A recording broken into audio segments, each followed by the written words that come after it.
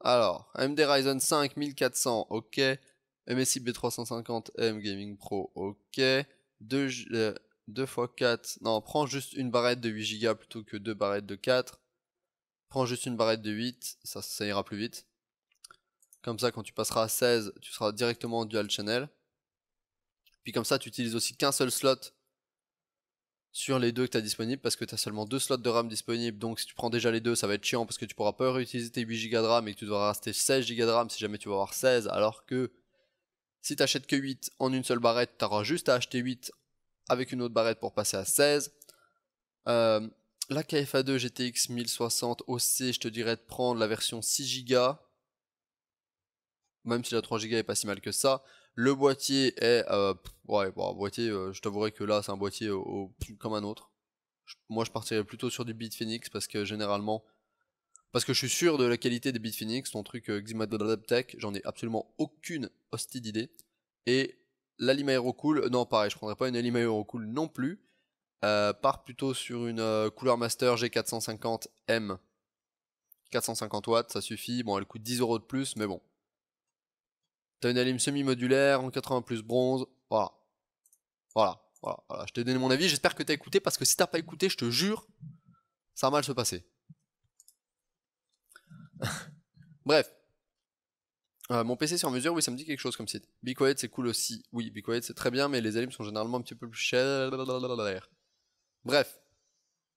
Donc, j'en étais à fucking commencer le Tech Talk. Et on va commencer par... Bah, on va commencer par parler de...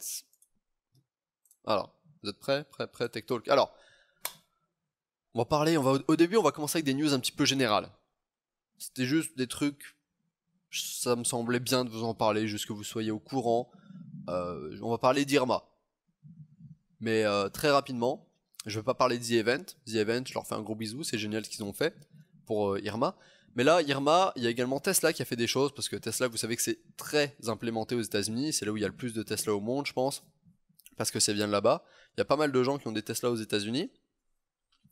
Et ce qui s'est passé en Floride, c'est que pour permettre aux gens d'évacuer plus rapidement, sans avoir à recharger leur voiture Tesla, parce que les Tesla ont une autonomie, c'est des voitures électriques pour ceux qui ne savaient pas, c'est juste de l'électrique, puis ça a une autonomie de 300, 350, 400 km, ça dépend des modèles que vous avez, ça peut monter même jusqu'à 500 km d'autonomie. Et bien pour éviter aux gens d'avoir à recharger leur voiture pendant qu'ils essayaient de fuir l'ouragan Irma depuis la Floride, et bien du coup Tesla, ce qu'a décidé de faire Tesla, c'est de déployer une mise à jour obligatoire via le réseau quoi, on the air comme ils disent, OTA, une mise à jour OTA, on the air, donc c'est une mise à jour où t'as pas besoin de plugger quelque chose, ça se fait via le wifi, via quelque chose. Donc comme ça quand ta voiture en fait est chez toi pluguée machin ou que t'es en train de la recharger, la mise à jour se fait automatiquement. C'était genre t'avais pas le choix de la faire. Et ce qu'il faisait c'est qu'il débridait le logiciel des batteries qui gérait les batteries de la voiture pour permettre aux utilisateurs d'avoir une autonomie plus grande. C'est-à-dire, à mon avis, c'est un truc qui devait genre débloquer les sécurités, etc. qu'ils avaient mis en place pour pas trop abîmer la batterie ou pour qu'elle dure plus longtemps. Mais ils se sont dit, si les mecs sont en train de fuir Irma, on va leur donner toute l'autonomie possible qu'on peut avoir sur leur voiture. Genre, c'est-à-dire que d'habitude, ils faisaient peut-être 500 km, là, ils vont pouvoir en faire 650. Donc voilà. Donc en gros, par exemple, voilà, c'est ça. En levant cette limite, Tesla, ils offraient un supplément d'autonomie entre 48 km et 64 km. Ce qui fait que c'est quand même pas dégueu.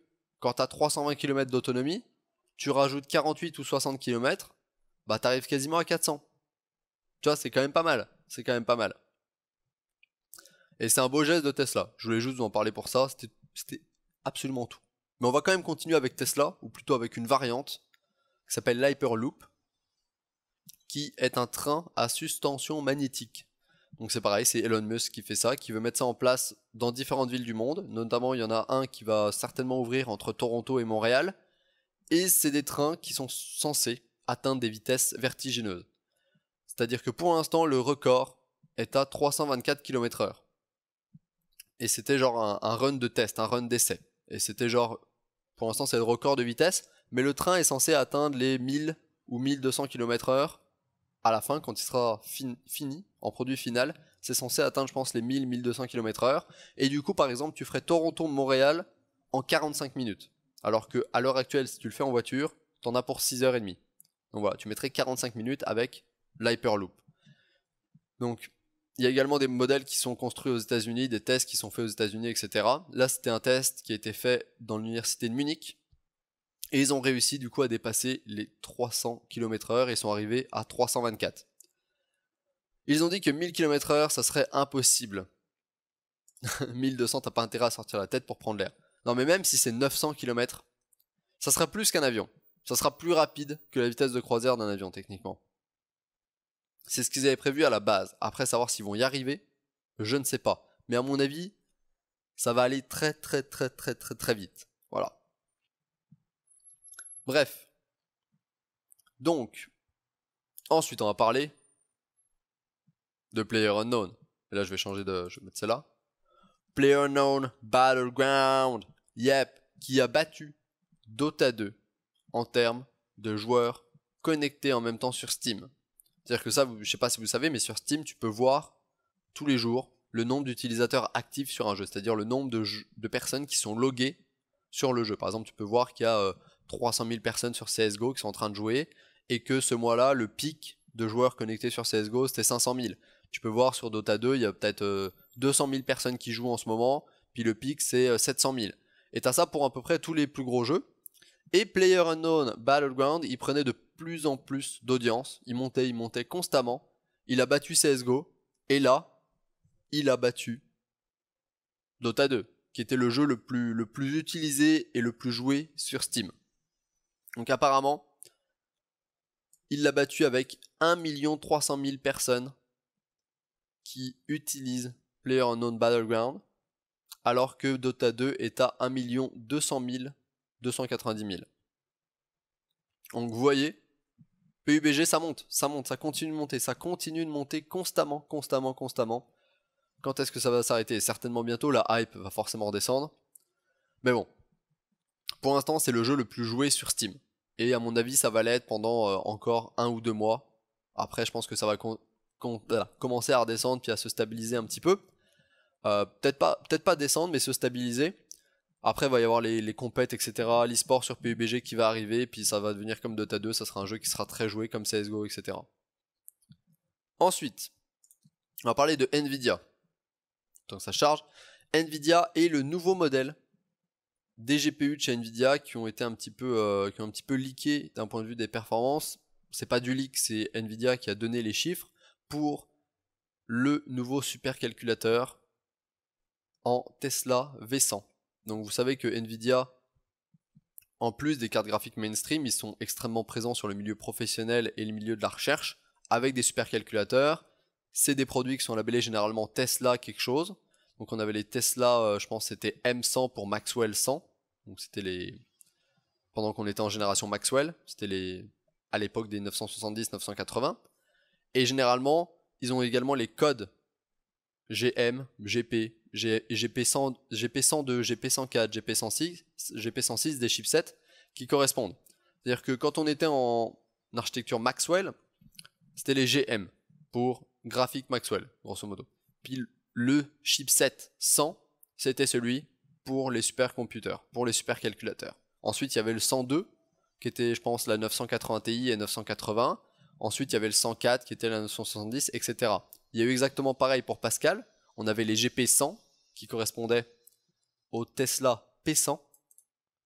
Après, on avait GP102, GP104, GP106. Et là, donc, Nvidia a annoncé la nouvelle architecture et les performances de cette nouvelle architecture. Donc, c'est Nvidia Volta. On connaissait déjà le nom. Donc, les prochaines cartes, c'est du Volta. C'est plus du Pascal, c'est du Volta. Et donc, on est sur du GV100, donc Tesla V100. Et apparemment, on a un gap de performance énorme entre Tesla P100, donc la génération Pascal de supercalculateur, et la génération Tesla. Donc, ils ont donné un bref aperçu des comparaisons au point de vue des performances. Donc, bon, tout ça, c'est des trucs qui vous parlent. Bon, le L de cache, ça vous parle, c'est genre la quantité de cache. Donc, on a 6 émo contre 4. En niveau du cache L1, donc cache de premier niveau, on a un énorme gap. Là, c'est genre passer de 4 à 6, ça va.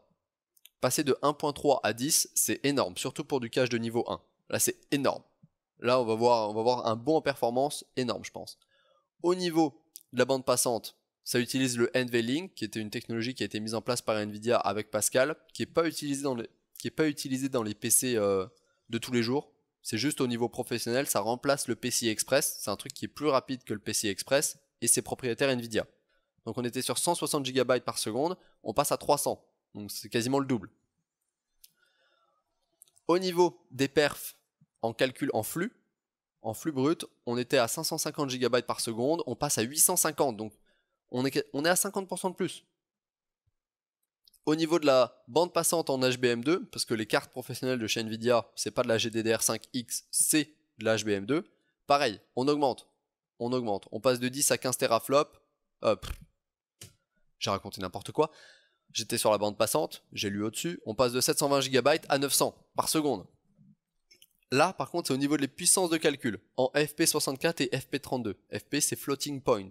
Floating point 64, floating point 32. C'est du calcul à nombre à c'est du calcul sur des nombres à virgule flottante, soit en 32 bits, soit en 64 bits. C'est deux types de calculs différents. Il y en a un qui est un petit peu plus gourmand que l'autre. Et généralement, les cartes graphiques professionnelles sont très fortes dans ces deux domaines-là, alors que les cartes graphiques de jeu sont pas vraiment faites pour ces calculs en floating point. Donc on passe de 10 à 15 par exemple en 32 et de 5 à 7.5. Donc toujours une bonne amélioration. Là où on a des grosses améliorations, c'est au niveau du deep learning training, donc le DL training, donc l'entraînement au deep learning, et au niveau du deep learning inferencing, donc c'est l'inférence du deep learning. Donc l'inférence, je pense, c'est les calculs qu'ils font, c'est pas l'entraînement, c'est ensuite. Et là, on a un gain qui est énorme. On passe de 10 teraflops par seconde à 120 teraflops par seconde. Oui, je m'en doute que pour certains d'entre vous, je parle chinois, ceux qui ne savent pas ce que c'est que le deep learning, etc. Ceux qui ne savent pas qu'un système d'apprentissage par machine doit s'entraîner. Ça s'entraîne en continu avec les données qu'il reçoit en fait. Ça prend des données, puis en fonction des données que ça reçoit, ça s'entraîne. Ça s'entraîne tout seul, ça apprend tout seul. C'est la partie training. Puis après, ça fait des calculs. C'est genre, ça fait des extrapolations et des interpolations par rapport à l'entraînement que ça fait. Puis plus ça a d'entraînement, plus ça a de données, meilleur ça devient. Et plus les interpolations et les inférences qu'ils font sont bonnes. Voilà. Donc là, on a un gap énorme en performance, comme vous pouvez le voir. Donc voilà. Bon. Je ne vais pas vous lire les spécifications qui sont en dessous. Mais apparemment, là c'était une comparaison entre le DGX1 de chez Nvidia, qui est du coup une petite boîte, qui est un supercalculateur, avec les GV100. Et du coup dedans il y aurait 8 Tesla GV100 qui ont chacun 5120 cœurs. Voilà. Ce qui fait un total de 40 960 Q d'accord. Ce qui est plutôt pas dégueu, hein, parce qu'en gros vous avez 8 puces Tesla V100 à l'intérieur, avec un total de 128 Go de HBM2. Tout va bien. Voilà, mais c'était juste pour vous montrer que la nouvelle génération Volta par rapport à la génération Pascal, d'un point de vue professionnel, on a une énorme amélioration au point de vue des performances. Ensuite, on va parler d'Intel, mais on va parler de Ice Lake. On va pas parler de Coffee Lake encore, on parle de Ice Lake, qui est la génération après Coffee Lake, qui devrait sortir mi-2018, fin 2018, certainement fin 2018. C'est la deuxième partie de 2018. Et comme Coffee Lake va apporter les CPU i7 6 cœurs, 12 fils de calcul pour la population, pour le mainstream people, et ben Ice Lake vise à apporter des CPU avec 8 cœurs, 16 fils de calcul, donc 8 cœurs avec hyperthreading, pour tout le monde, pour les PC de monsieur tout le monde. Donc grosso modo, on peut penser que les i7 9700K, qui seront Ice Lake, je pense que ça sera du 9000, et ben ça aura 8 cœurs. C'est quand même pas dégueu. C'était juste pour vous dire ça. C'est ce qu'on pense. C'est ce qui, à mon avis, est prévu. Voilà, c'est ce qui est rappelé dans ce tableau. Coffee Lake, on aurait du 14 nanomètres avec 6 cœurs au max pour les processeurs i7, alors que Ice Lake, on serait sur du 8 cœurs puis gravé en 10 nanomètres. On serait toujours sur un chipset en Z300, Z370 certainement, le même socket potentiellement, toujours de la DDR4, mais par contre on ne sait rien de plus. Voilà, voilà.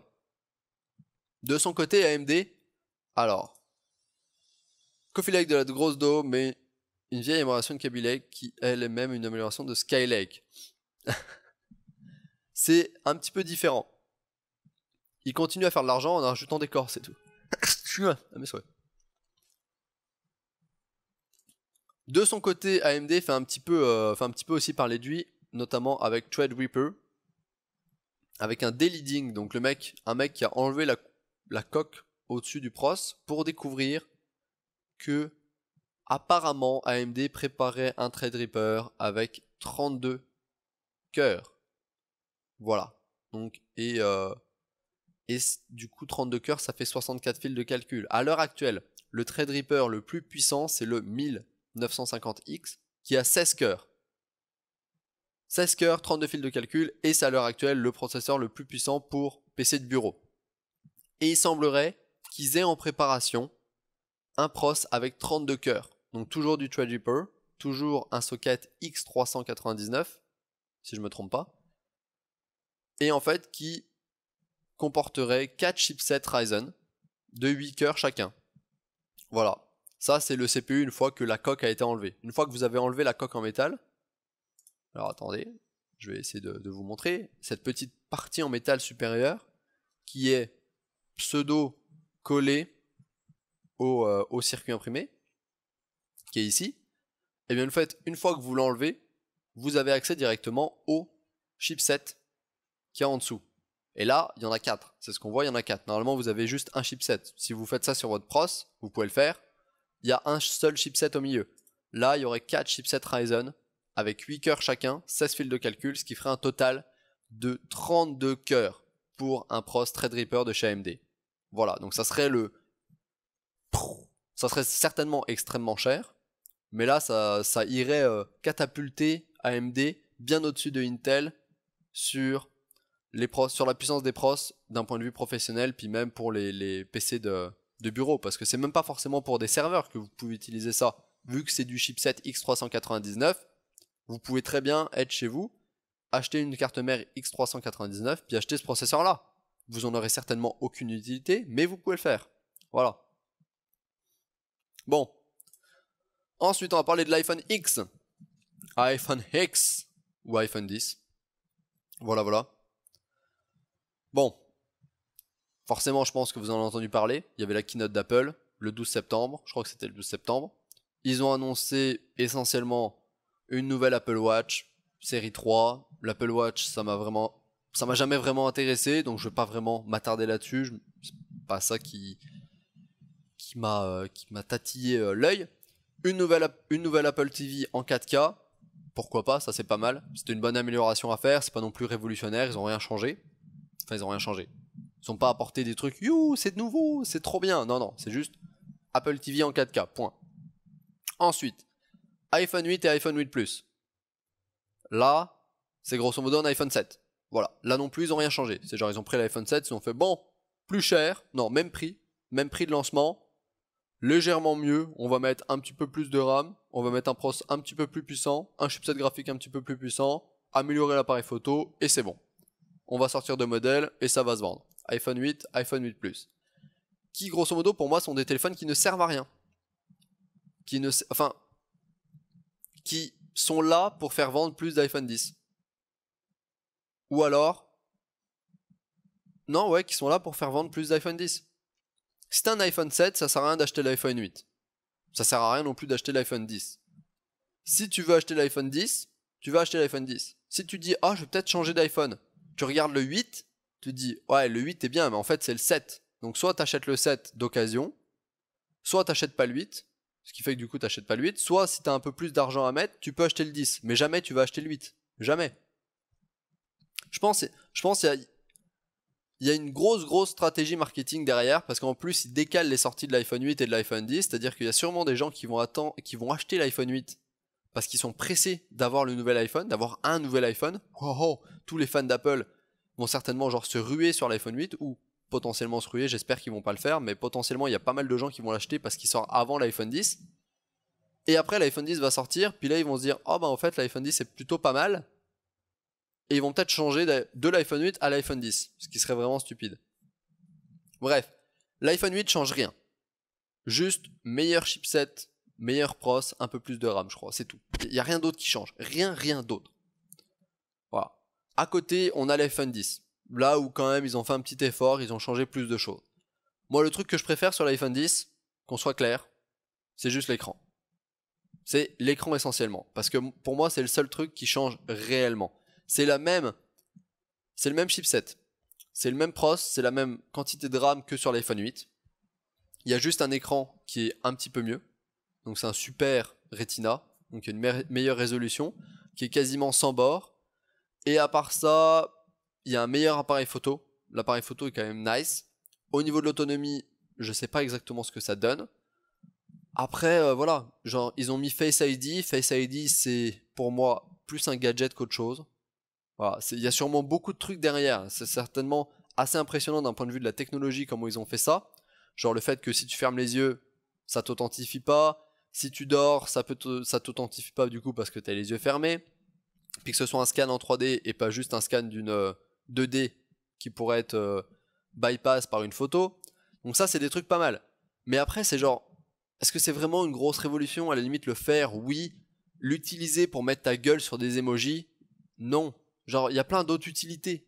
Il y a plein d'autres trucs sûrement mieux à faire avec une technologie comme ça que de le foutre sur des emojis pour les faire parler. Genre, vous avez un budget énorme, vous avez une technologie qui sûrement tient la route et sûrement est très robuste. Qu'est-ce que vous faites? Vous l'utilisez pour déverrouiller votre téléphone, ce qui en soi est une bonne idée. Et après, direct, l'idée d'après, c'est genre, oh, on va utiliser ça, le scan 3D de la personne, pour mettre sa gueule sur des emojis et le faire parler. Et les faire parler. Je dis non. Non. What? Pourquoi vous faites ça? Genre, tu dépenses des thunes et des thunes en recherche et développement pour sortir un truc qui soit comme ça d'un point de vue technologique, et tu l'utilises pour mettre ta face sur une merde. Voilà. Et bonjour Laura, qui apparemment pète un câble face à Dylan. Je ne sais pas ce qu'a fait Dylan, mais c'est pas grave. Apparemment il se fait rembarrer. Tant mieux.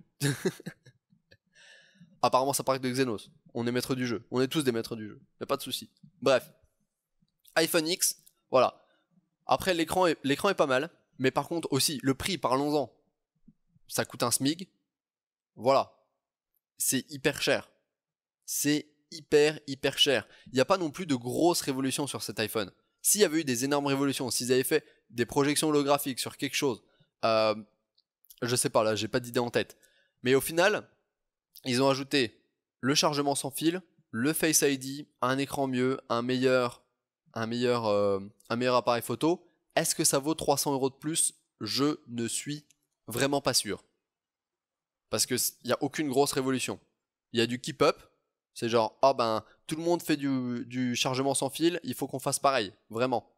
Puis en plus, le chargement sans fil se fait moins vite que sur d'autres téléphones. Bref. Le seul truc, voilà, c'est... Je suis vraiment mitigé par ce téléphone. S'il coûtait peut-être 800 €, je dirais c'est fine. Tout va bien, il coûte 800 €, c'est tranquille. C'est pas excessif. C'est un bon iPhone, c'est un très bon téléphone. Mais 1150 €, ça fait vraiment très mal au cul. Voilà. Bon. Alors, autant partir sur un Samsung S8, et si t'aimes bien Apple, que t'as de l'argent, que t'es tellement con, tu te rends pas compte, et qu'il n'y a pas de changement, oui, go sur les 10. Je préfère me prendre un appareil photo et un smartphone séparé pour 1000 balles. Par exemple, tu peux faire ça, tu vois, c'est ça, c'est exactement ça. Le passage à AMOLED était assez attendu, oui, également. Ça peut faire des économies d'écran, oui, aussi. Enfin, des économies d'énergie et d'autonomie, de passer à l'AMOLED. Bref. Bon, en attendant, on va pas s'attarder là-dessus. Je sais qu'il y a certainement des gens qui aiment beaucoup Apple puis qui sont très contents qu'un iPhone 10 soit sorti. Personnellement, j'ai du mal à être très enthousiaste. Voilà. Moi, je suis très sceptique par rapport à Apple. Pourtant, j'ai eu des iPhones. Mais c'était mieux avant. Comme on dit souvent, l'iPhone 3G était génial. C'était un des meilleurs téléphones que tu pouvais avoir. L'iPhone 4 était aussi génial. Mais après, c'est parti un petit peu en couille. Voilà. Bref. Donc, en attendant, on va parler du Intel 8700K Coffee Lake qui a été benchmarké. Je vais vous raconter l'histoire. On a des premiers benchmarks sur Geekbench et sur Cinebench. Puis on a aussi quelques prix les prix ont leaké en Allemagne. Et les benches ont leaké au Canada. Plus précisément à la DreamHack. Plus précisément à Montréal. Ton enthousiasme est le même que moi pour PUBG. Ah. Donc, les leaks du 8700K ont eu lieu à la DreamHack de Montréal, le week-end du 8 au 10 septembre. Et ils ont eu lieu en partie grâce à ma personne, en fait. Je suis un peu à l'origine du leak avec mon ami Karl Morin. Donc, je vais vous raconter la petite histoire. C'est toi, avoue que tu leaks. Ah bah là, mec, j'ai leak et pas qu'un peu. Donc, je vais vous raconter la petite histoire. Ce qui s'est passé, j'étais à la DreamHack à Montréal, très bien et tout. Je suis arrivé samedi. L'event durait du vendredi au dimanche soir. Donc, je suis arrivé samedi pour aider sur le stand HWBot pour Overclocking TV, pour les qualifiers des championnats du monde d'overclocking, puis pour faire des petits workshops, des petites démos, des petits ateliers, etc. Bref, je me balade à la DreamHack en tant que bon tech reporter, tu vois, genre en tant que mec fan de technologie et puis de hardware, je me balade parce que du coup il y avait Intel, il y avait HP, il y avait Corsair, il y avait HyperX, il y avait Thermaltake, Inwin, enfin bref, il y a plein de compagnies d'informatique qui vont là. Donc tu te balades, tu fais un petit tour des stands et tu découvres un peu ce que les compagnies ont de nouveau. Donc tu parles avec les mecs, ils te montrent des choses, etc. Puis là, il y avait une compagnie, il y avait un magasin qui était là, un magasin d'informatique au Canada qui s'appelle Canada Computer, qui ont des stands avec différentes compagnies. C'est-à-dire ils avaient un petit stand avec des trucs Asus, un petit stand avec des produits MSI, un petit stand avec des produits HP. Puis à côté de ça, il y avait le gros stand HP, le gros stand MSI. Mais là, c'était juste des petits produits que eux vendaient qui étaient de la marque. Et il y avait un mec de chez HP qui était là devant un PC, avec 2-3 PC portables, puis un PC de bureau. Et moi je passe, puis genre le PC m'intrigue. Parce que sur le haut du PC, on a un espèce de petit truc qui était ouvert, comme ça, comme deux petits panneaux qui étaient ouverts, puis deux petits trucs qui étaient sortis. Genre deux petits racks qui étaient sortis. Et du coup je passe, je regarde, je fais « Attends, c'est chelou ». Puis là je m'approche, puis je regarde ce que c'est. Le mec de HP s'approche, et on commence à parler. Et je lui fais « Ah, en fait, je me demandais ce que c'était, genre ces racks, et en fait c'était des racks pour disque dur. C'est des trucs que tu peux enlever, tu mets un disque dur dedans, et clac, tu le replugues dans ton PC. Ça permet d'enlever et de sortir des disques durs à chaud, sans avoir à démonter ton PC ou à le redémarrer, etc. » Donc c'est des trucs qui sont c'est assez utile si jamais tu veux emporter des disques durs et tout, et que tu swipes de disques durs, ou que tu veux faire des tests et tout. Et je me suis dit « Ah, c'est marrant et tout ». Puis du coup, on a commencé à parler du PC, qui était là. Et le mec me dit, bah, dedans, c'est un processeur Coffee Lake, de chez Intel. Moi, je fais, what? Je fais, what the fuck, qu'est-ce qui se passe? Le mec me dit que c'est un Coffee Lake. Et je lui dis, genre, c'est vraiment un Coffee Lake? Il me dit, ouais, c'est une version pré-build. Donc, les pros sont pas sortis, mais on l'a mis dans ce PC, puis on l'a amené là. Je fais, ok, tout va bien. Je dis, ok, bah, attends, je vais peut-être revenir, puis essayer de faire des choses avec. Là, je vais voir un pote, qui était sur le même stand que moi, et je lui dis, yo, il y a un processeur Coffee Lake là-bas dans un PC HP. Genre, à ton avis, est-ce qu'on le bench? Il me regarde, il me fait, alors moi, je suis sous NDA de chez Intel, donc je peux rien faire. Il m'a dit, par contre, toi, est-ce que t'as signé quelque chose? J'étais genre, j'ai rien signé du tout. Donc techniquement, moi j'ai rien signé. Intel ne m'a jamais contacté par rapport à ça, donc j'ai aucun NDA. C'est-à-dire que moi, je suis libre de tester des choses qui sont pas sorties de chez Intel et puis d'en parler publiquement parce qu'il n'y a aucun contrat qui m'en empêche. NDA, c'est Non-Disclosure Agreement. Et donc du coup, je fais OK. Et là, j'avais mon autre pote, donc Karl Morin, qui a aussi une chaîne YouTube, MrTechQC, qui était parti à ce moment-là. Et je lui dis, bah écoute, je vais lui en parler demain quand il reviendra. On est dimanche. Première chose que je fais quand j'arrive, je vais voir Karl, je lui fais, yo mec, il y a un Pros Coffee Lake dans un PC HP là-bas, faut qu'on aille le bench. Est-ce que t'as une clé USB avec Cinebench, etc., genre qu'on puisse aller le bench? Et lui était trop chaud, il a trouvé une clé, on y allait avec la petite caméra, le DJ Osmo pour stabiliser tout et puis la caméra du téléphone. On y allait, Le PC avait pas d'écran. Il n'y avait pas d'écran en fait, il y avait juste le PC, juste la tour. Juste la tour.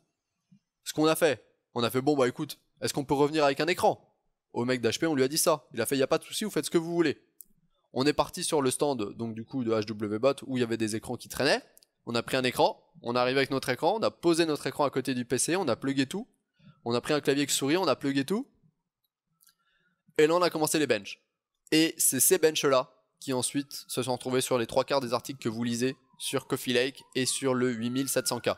Donc il y avait effectivement 6 cœurs sur le pros, 6 cœurs physiques, 12 cœurs logiques, donc 6 cœurs avec Hyper Trading. On a lancé Cinebench en multi et en single. On a lancé des benches sur CPUZ. On n'a rien eu le temps de faire d'autres. On aurait pu certainement faire d'autres benches. Le problème c'est qu'on voulait pas installer de programme sur la machine pour faire des benches. Genre on voulait pas installer genre AIDA 64, on voulait pas installer Geekbench, on voulait pas installer PC Mark, on voulait pas installer 3D Mark pour faire des benches parce que fallait qu'on fasse l'install, qu'on fasse les benches, après qu'on supprime les trucs et tout. Le stand Intel était genre à 20 mètres derrière nous. Si un mec d'Intel nous voyait faire les benches, je pense qu'ils auraient pas été très contents. Donc on a essayé de faire ça vite. Donc au final, on a que fait du Cinebench.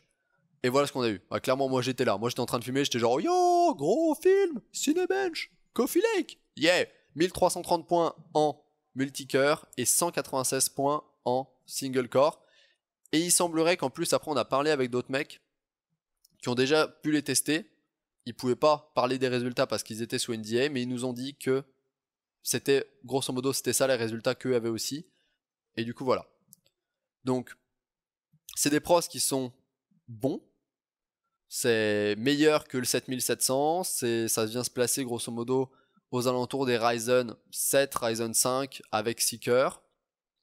Donc c'est normal que ce soit meilleur que le 7700 parce qu'il y a 6 cœurs. Ça va potentiellement être un petit peu plus cher. Faut voir à combien ils les mettent. Mais on a des pros qui vont certainement être plutôt bons. Mais faut voir combien ils vont coûter. C'est une amélioration en performance, mais si c'est plus cher, c'est pas forcément rentable. Voilà, voilà. Voilà, voilà. Puis voilà la gueule du pros. Nous on avait un 8700K d'ailleurs. Comme vous pouvez le voir ici. 8700K. Mais mon dieu, quel ouf cet homme qu'on lui demande une médaille. Ben, en fait, ça vient se placer à peu près. Ça vient se placer là on a à peu près une bonne idée. En point de vue multicœur. Donc multicœur, comme il y a 6 cœurs, c'est forcément plus puissant que tout ce qui est 7700K. Parce que le 7700K a que 4 cœurs. Même si la fréquence est plus rapide, quand on a un truc 6 cœurs, c'est généralement un peu plus puissant. Ça vient quasiment se placer au même point, un peu plus haut que le 5820K. Ça dépend à combien il tourne. Là, on a un 5820K qui est à 1100 points. Là, on a un 5820K qui est un petit peu plus... un autre 5820K qui est à 1200. Ça vient tatillonner le Ryzen 5 1600X, qui a également 6 cœurs. Après, en performance, simple cœur, donc single core, c'est légèrement plus haut et au même niveau que à peu près tous les pros. C'est-à-dire que ça vient au même niveau, je pense que c'est le 7700K qui a 195 points, ou alors peut-être le Ryzen 7 1800X, qui est, enfin, c'est dans le haut du panier en single core également. Voilà, voilà. Puis on a eu des prix également qui ont un petit peu leaké. Du coup, pour le 8700K, on sera à 389 € pour un TDP de 95 watts. Ce qui est quand même pas dégueu. Ce qui est légèrement un tout petit peu plus cher que le 7700K. Donc pour moi, ça peut valoir le coup parce que vous avez 2 cœurs en plus.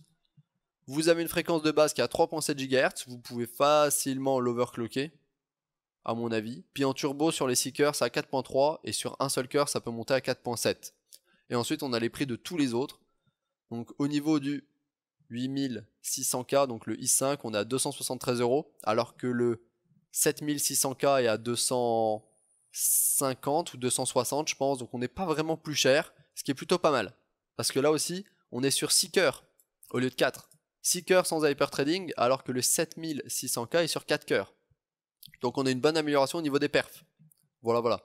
Et là, on parlait du coup de Coffee Lake, pour ceux qui viennent d'arriver.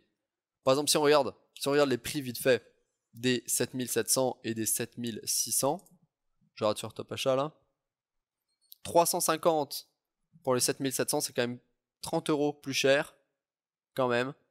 Et le 7600 250 et le 6600K 260. Donc ouais, on est entre 10 et 30 € plus cher. Donc ce qui est quand même compréhensible parce que vous avez plus de cœur et vous aurez plus de performance. Après ça c'est les prix qu'on estime. Normalement ça va être les prix de lancement. Si vous attendez un petit peu, certainement Noël, les prix vont peut-être descendre de 10-15 € et vous arriverez au même niveau que les 7700K actuels. Voilà. Bon ensuite, au niveau des autres news, une GTX 1070 Ti, voilà, qui serait en préparation. Ce sont des rumeurs, mais il semblerait que Nvidia s'apprête à sortir une GTX 1060 Ti, notamment pour contrer la puissance des Vega 56. Donc comme je vous disais tout à l'heure, hors Tech Talk, Vega 56 et Vega 64 c'est bien, ça a fait beaucoup de bruit, beaucoup de hype, mais au final c'est un petit peu un pseudo pétard mouillé, mais ça a quand même réussi à venir titiller Nvidia. Les Vega 56 sont quand même pas mal puissantes, légèrement plus que les 1070. Et les Vega 64 viennent se placer au niveau des 1080. Il n'y a rien qui vient toucher les 1080 Ti. Mais du coup, Nvidia, pour réagir face à ces cartes de chez AMD, s'est dit on va peut-être sortir une version améliorée de la 1070, qui serait la 1070 Ti. Donc on aurait 8 Go de mémoire GDDR5, comme ce qu'il y a sur les 1080 et les 1080 Ti, et comme ce qu'il y a sur les 1070 également. Donc on resterait sur les 8 Go de GDDR5, et on aurait par contre un petit peu plus de cœurs, donc on aurait 2304 cœurs. Ah, je pensais qu'ils allaient faire un petit tableau de comparaison avec la 1070 actuelle. Donc ça serait basé sur le même chipset que les 1080 et les 1070, qui est le GP104. Et ça serait en gros, la différence serait sur la configuration du chipset en lui-même, qui du coup aurait 2304 CUDA et 8 Go de GDDR5 avec un bus de 256 bits. Voilà. Au niveau de la 1070, je sais plus combien on a de CUDA, je crois que c'est 2000 GTX 1070 CUDA. J'ai mis CUDA cord, y a pas de souci. Alors, la GTX 1070, à l'heure actuelle, on est sur 1920 CUDA core. On est sur 1920 CUDA core sur la GTX 1070 actuelle, celle qu'on connaît tous. On est sur 1920 CUDA core. Là, on passerait sur 2304. Voilà. Donc on a quand même on aurait une bonne amélioration d'un point de vue des perfs. Et on va regarder la 1080 à l'heure actuelle, combien elle a de corps. Alors, 2560 au niveau de la 1080. On a la 1070 actuelle, 8 Go de GDDR5, 1920 CUDA core. On a la 1080 actuelle, 8 Go de GDDR5, 2560 CUDA core. Et on a la supposée 1070 Ti. Oui, j'ai fait une faute. 1070 Ti, 8 Go de GDDR5 encore, et 2304 CUDA core. Donc grosso modo, ça va venir chatouiller les performances de la 1080. Et à mon avis, la 1080 servira plus à grand chose. Et au niveau du prix, eh ben on va regarder parce que les prix sont encore moins précis. Au niveau du prix, on pourrait estimer un prix entre 399 et 450 $, grosso modo. Parce que la 1080 coûte actuellement 500 $ US, la 1070 coûte 350 US, ça va se situer entre les deux, entre 400 et 450 US. Voilà. Mais pour l'instant, on a vraiment zéro info sur le prix, c'est seulement des spécifications. Mais vous voyez, on a un petit screen là, un mec qui a pris une photo. i7 7700K, GTX 1070 Ti Strix avec 8 Go au 8G. Voilà. À côté de ça, on peut parler de PewDiePie, qui ça se trouve va se faire fermer sa chaîne YouTube, mais on va pas s'attarder là-dessus. Il y a eu beaucoup de polémiques par rapport à sa chaîne et un mec de chez Firewatch qui l'a critiqué pour des propos racistes, etc. Google est en train de regarder ça et tout. Il a reçu Il a reçu 3 strikes, je crois, c'est ça le problème en fait, et il se pourrait que son compte soit fermé. Bon, c'est une énorme spéculation, c'est une énorme rumeur, à mon avis, ça n'arrivera pas. Ça n'arrivera pas. Je ne pense pas que Google puisse faire ça, mais bon. Bref. Il a des solutions alternatives pour contrer ses copyright claims et ses strikes qui pourraient lui être proposés. On a également une autre news qui concerne Martin Schrelk. Je sais pas comment se prononce son nom. Martin Shkreli, c'est un mec qui avait récupéré la tête d'une usine pharmaceutique, donc qui s'appelait Turing Pharmaceutical, et qui avait augmenté le traitement du VIH de 5500%. Ça avait fait scandale partout sur internet. Le mec avait passé le médicament de 7,50€ à 750€. Voilà, 7,50€, un traitement contre le VIH, qui coûtait maintenant 750€. Donc on en avait parlé, et c'était juste, en fait, en gros, il était arrivé à la tête de l'entreprise, et il avait pris ça comme décision. Voilà. Et apparemment, il avait été mis en demeure, etc. Il y avait plein de gens qui avaient porté plainte là-dessus. Et aujourd'hui, il fait parler de lui pour un passage en prison, parce qu'apparemment, il y aurait des accusations pour fraude et manipulation d'actions. Donc manipulation des actions en bourse. Et il aurait été reconnu coupable en août de 3 fraudes, et il aurait même payé une caution de 5 millions de dollars en attente de sa sentence pour pas rester, en gros, quand t'attends ta sentence, tu restes en prison, sauf si tu payes la caution et puis tu peux sortir. Et du coup, apparemment, plutôt que d'attendre bien sagement son jugement et sa sentence, le 13 septembre, il a demandé à ses abonnés sur son compte Facebook de lui rapporter une mèche de cheveux d'Hillary Clinton et il offrait 5000 $ à celui qui parvenait. Voilà.